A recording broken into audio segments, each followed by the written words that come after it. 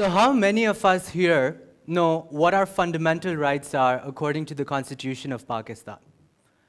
And how many of us here know how to file an FIR at the police station if there's a robbery in our house? Have any of us ever been taught how to file taxes? Or do we know how elections work and what the difference between a provincial and a federal government is? Why do so many people in our society still support military rule when there have been mass movements in the past kicking the unconstitutional dictators out of power? Now, the first time I was struck by these questions and by this ignorance of knowing our rights and how the system works was when I was a student in school. This was 2007 to 2008, and Musharraf had imposed emergency in Pakistan. So a lot of us were going and protesting in the lawyers' movement. A lot of us were demanding that the deposed Chief Justice be reinstated. And a lot of us were sneaking out of our houses because we were not allowed to protest. And that's when we realized, when each time my friends and I would go up to our other class fellows and we'd be like, hey, there's a protest, please join the protest because, we need to do this for our country. And they would list down a list of fears. They would say they're afraid of going to protest. They would say, oh, we'll get in trouble. They'll say it's not right, etc., etc. So then what my friend and I did then is we listed down the fears that people told us they had about going out and protesting. And then we listed down all the fundamental articles in the Constitution that gave us the fundamental rights of assembly, of speech and expression, of association, and essentially of protesting against what citizens thought was wrong. Now, what does this really highlight, and what did this really highlight at that time in our society amongst our students? It was this acute and conspicuous lack of civic education at our educational institutions. We are never taught how our government works, we are never taught how our country functions, and we are never taught what the laws are and how we as citizens can use them.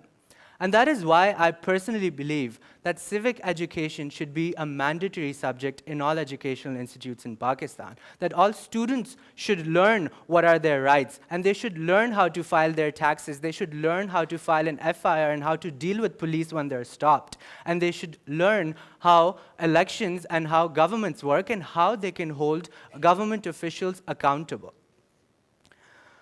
Now, why is this important? Why is it important to hold government officials accountable? And why is it important to push the system that we live in of politics, of government, of things we hear about in the news all the time? Why is it important for us to be involved in this?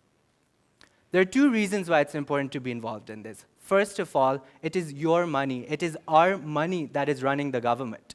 So it is through our taxes, whether it's the 25% tax we pay on each mobile phone upload, or whether it's the income tax that's slashed off our incomes every month, of our salaries, that is what is running the government. That is what is paying the salaries of your policemen, of your politicians, of your judges, of your generals, and of everyone that works as part of the state institutions. And the second reason it's important for us to be involved, and it is important for us to hold our politicians and our state accountable, is because it is through our votes that our government really comes to power. So it's by virtue of our taxes that we're paying and of our votes that we're giving that the government really is able to perform. The government is really able to exert the power they do over us. Now, the issue with this really is two-pronged. It's not only citizens that are not active and are not demanding their rights, but it's also the government and the state machinery that is not really equipped or is not really used to, being accountable to citizens. I'll give you an anecdote, an example of what I personally experienced. So in 2014, I filed around 3 right to information requests with one government authority and with one ministry. Now, there's a stipulated time under law of 21 days for them to give a response to your information request. I got no response. So then the procedure back then was that you appeal to the Federal Ombudsman Office, and that's senior retired government officials that then call a hearing between you, the citizen, and between the officials from the government department that did not respond to your request. Now we sit at the hearing, and this is 2014, and we find out from the officer from the government ministry that in the 12 years since that Freedom of Information Ordinance was promulgated, in that 12 years they had never received a right to information request. And they did not know what a right to information request was. Now what happens next is very interesting, and it will explain a lot of what I talked about earlier. So our request was about the legal procedure for how the government is censoring websites in Pakistan. Back then, YouTube was still blocked, and my friends in my organization, we were very, very angry about how we could not access so many websites in Pakistan without any knowledge of why they were blocked. So we find out that in 2006, an inter-ministerial committee for evaluation of websites was formed, and what that committee was doing was censoring all the websites that were being censored in Pakistan. However, before this, nobody knew about this committee, and it was not public knowledge. What we then realized is that this inter-ministerial committee is actually unconstitutional, and it is not legal for it to exist. So my organization, Bolo Bhi, we challenged the Inter-Ministerial Committee's existence in the High Court. And what happened then was that the court ordered that it was actually unconstitutional and that committee was disbanded. Now, what does this show us? Had I not filed that right to information request, we as citizens would never know that this committee existed and would never know that this committee was unconstitutionally censoring websites on Pakistani internet. But once we had that information, we used the legal route of the court to challenge that, and we got a favorable response from the court on this.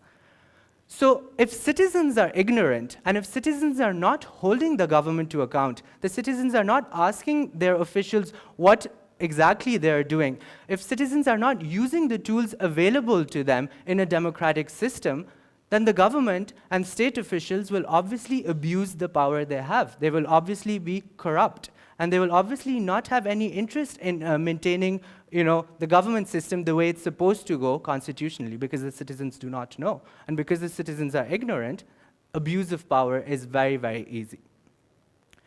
Now, there's an explanation for this lack of democratic culture in Pakistan. If we look at our history, for hundreds of years, we had monarchic rule. We had the Mughal dynasty and other dynasties who ruled over us. Until the fall of the Mughal dynasty, and then came British colonial rule. For 200 years, we were a colony. We were under the British Raj, and we were ruled by them. Until 1947, when we finally got rid of the British.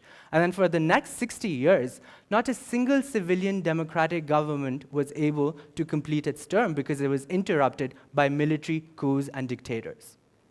Now, the silver lining for us right here, right now, is that the current government is the first that got power transferred from another civilian elected government.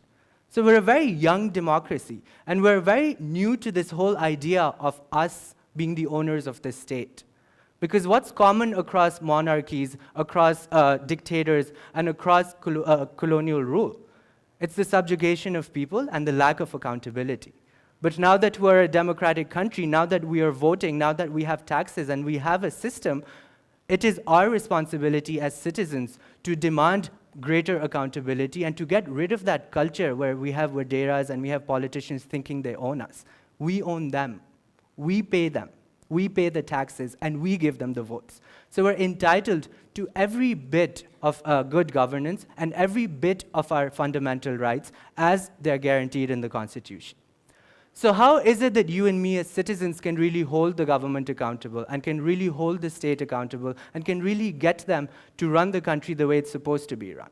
So first of all, I already talked about right to information requests. So any one of us can submit a right to information request with the government department and demand information. And if you do not get the information, it's very fun going to the ombudsman and complaining and having a hearing and saying, "Mere tax se aapki tankhwah aa rahi hai, aap mujhe ye information abhi de." And I've done this, right? The second way you can do this is now you can contact your representatives. So I don't know how many of you knew this, but all the telephone numbers of your public representatives, of your members of Provincial Assembly, National Assembly, and Senate are on the website. So if there's any policy or any law or any issue you're worried about in your area or overall, you can simply contact them through a text message or a phone call. You can also call, and any citizen of Pakistan can call a public hearing in the parliament, in the National Assembly or the Senate, on any issue that you think is important, and they have to respond to you. So any of you can interact with them and ask them, hey, why is this issue not being worked upon? Why is education in a mess, etc., etc. So there's a lot of different tools that are really available to us that we really need to start using. Now, personally, when I realized the need for civic education, when I applied for my master's, my application was based on me wanting to come back and to work on civic education. So when I came back along with a few friends, I made a curriculum and we did a few trainings.